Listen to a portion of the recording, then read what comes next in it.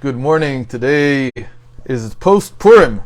It's PP, and it's the 16th day of Adar, and we're in the. We want to say something about Purim also, even though it's over already. But the lesson that we can take from it is certainly something that is worthy of carrying on. And then we'll get to the fifth reading of Parashat Tissa. So this year, one of the interesting gematria that we heard from Rabbi Ginsburg about Purim was Gilo Bera'ada, which literally means, there's a verse that says, Ivdu et Hashem b'simcha, serve Hashem with joy, ve'gilu birada, and tremble with joy also. It's a type of joy. So there's a big question, so tremble with joy is equal to Purim. So Purim is a time for trembling with joy. So what does it mean to tremble with joy? How does that even work? So there's a very interesting thing that's talked about the Ba'al Shem Tov, that wherever he was, there was a resonant frequency of trembling around him. And people felt like some kind of shake, tremble inside themselves, inside the stuff around him. It was very commonly told that cups of water would tremble if he was in the room. And the only thing I can somehow try to envision this for somebody in our generation is like, I don't know if you've ever seen the Matrix series of movies. So every time that they want to show that somebody has a lot of power in them, so they show him like either pulling down his hand or his foot or something like that, and everything's shaking like waves of movement passing through everything around him. But by the Ba'al Shem Tov, it wasn't a sign of his strength or his power or his superhero abilities or anything like that. The way it's explained is that this shaking was his shaking before God, not because he has power, but on exactly the opposite. A feeling of trepidation, of awe before God. And where does he get that from? He got it from the feeling, this is how he explained it himself, of what we call nullification of being, which means that he's constantly aware that all that we experience, all that we see, and more importantly, all that we are, everything that we feel our being is temporary, and God is recreating it at every moment in order to sustain it. And when you're aware of that, so you begin to understand that your existence is predicated on God's will, and so there's a tremendous awe. You could also call it a fear, like shaking out of fear, but it's not exactly shaking out of fear. It's more shaking out of awe of how awful, in the sense, how awesome is the situation, the moment that I'm in right now. This very moment, it was like feeling that everything around me is really just being created now, including myself. And how awesome is that as an experience of God recreating that at every moment. It's taking away what most of us, if not all of us, take for granted, which is the feeling of our own existence. And so he has this incredible state of nothingness before God, but not nothingness again in the sense of not being, but rather he's looking at, okay, so now I've been created. This moment that I'm now created is an awesome example, it's an awesome demonstration of God's power to create. And so he felt that recreation at every moment, and it caused him to shake. It caused him, but it wasn't something that you didn't see it on his body. It was something that he felt. But it did resonate through his surroundings, and to a degree people picked it up, and sometimes physical objects picked it up. And again, it wasn't a sign of his power, it was a sign exactly of the opposite, of his recognition of God's power. So that's an interesting thing. Why specifically is this equal to Purim? This Gilo Bera'ada, shaken or tremble in joy. because Purim is a time of joy. And so this is not meant, this shaking is not meant to be associated with a feeling of anxiety, with a feeling of loss, with a feeling of non-being.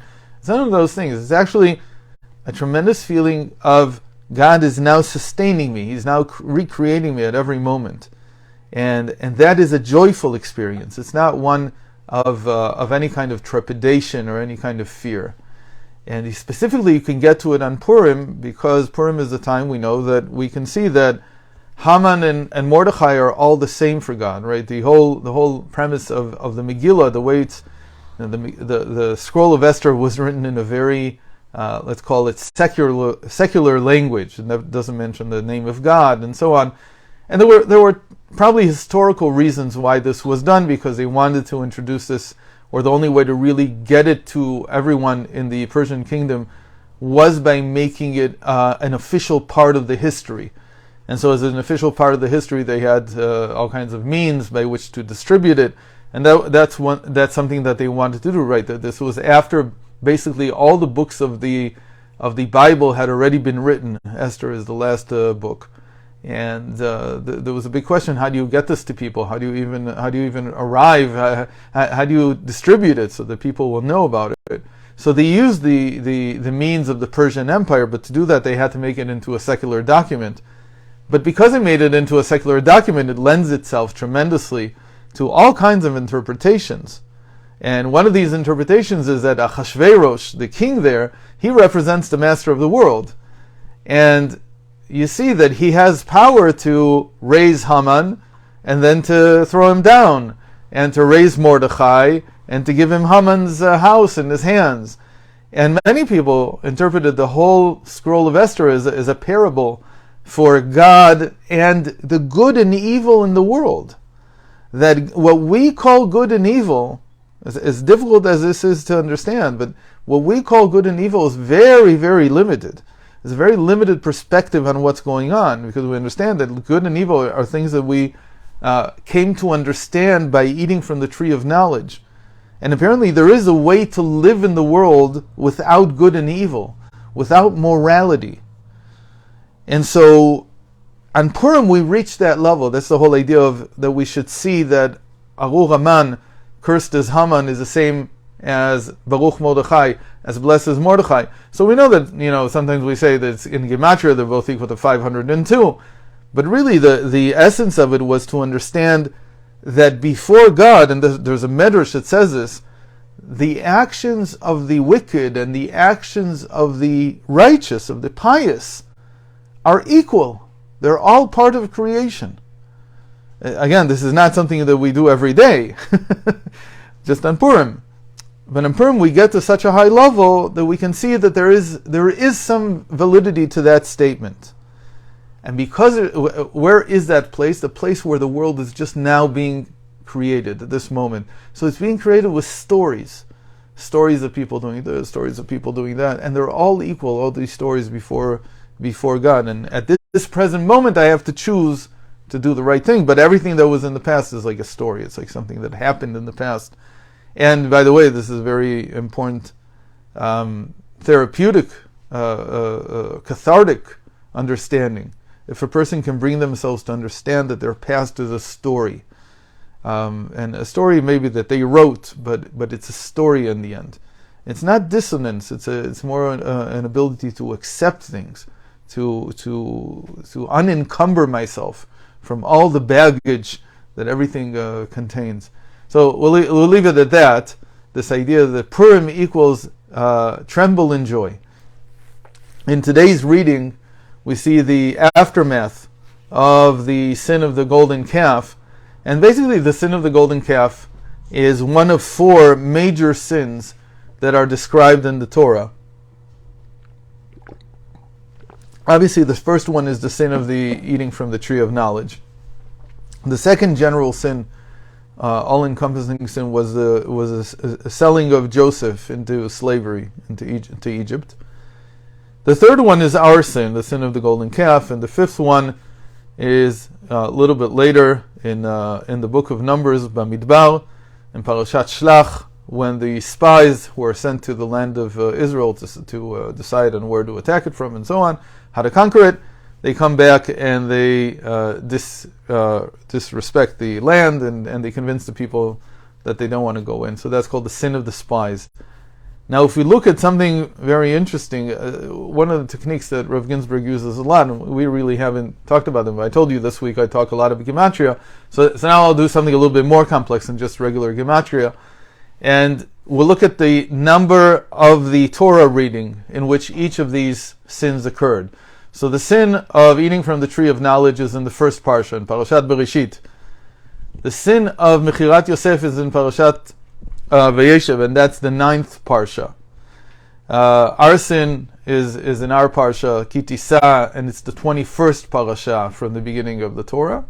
And the sin of the spies is in Parashat Shlach, which is the 37th parasha from the beginning of the Torah. So we have 1, 9, 21, and 37. So one of the things that Newton developed is called the calculus. The calculus that we're familiar with from in school is what we call continuous calculus. And its purpose is to take a continuous function and churn it into discrete strips or pieces so that we can calculate the area under the function, that way finding the integer of it, the integration of it, and finding the slope, and so on.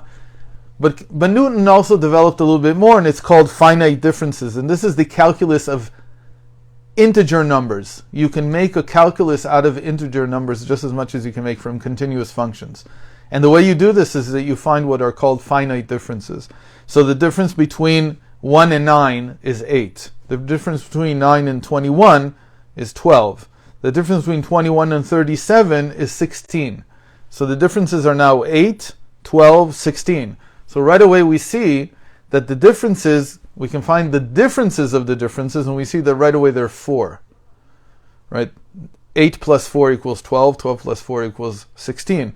So we have here a very interesting series. In general, when this happens, you would need to take another difference. Meaning we wouldn't get 4 and 4, we would probably get 4 and 9. And then the base would be the difference between 4 and 9, and it would be 5. And then you can reconstruct the generating function. It would be a discrete function that creates this series. But what this tells us is that there's nothing new. Basically, this is not a fully developed series, meaning we don't really need 4 of them. We could define the series with only three of the sins. We wouldn't need all 4. What's the idea? In my opinion, it's something that Rav Steinsaltz used to tell us a lot, and sort of to put us down, but on the other hand to give us some optimism that there's nothing new under the sun. People haven't found new ways of sinning in 3,000 years or 4,000 years. It's all a repeat of everything. It's all the same. And it's very uncommon to find someone figuring out some new sin to do, something terrible that has never been done before. So you find this redundancy here that it just repeats itself. It's even though they're major sins, all of them, but in the end they fit into a well-defined series, and you could easily predict what the next one would be and how it would be and so on. But this challenges us to think, can I do something good that has never been done before?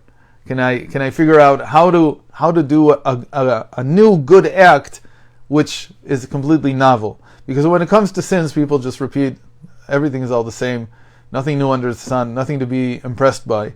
And we're hoping that when it comes to good things, that we're able to innovate, to break the mold, to find something new, and every person can think. And Purim was meant to give us that inspiration to think about, what can I do that's completely different, that's never been done before.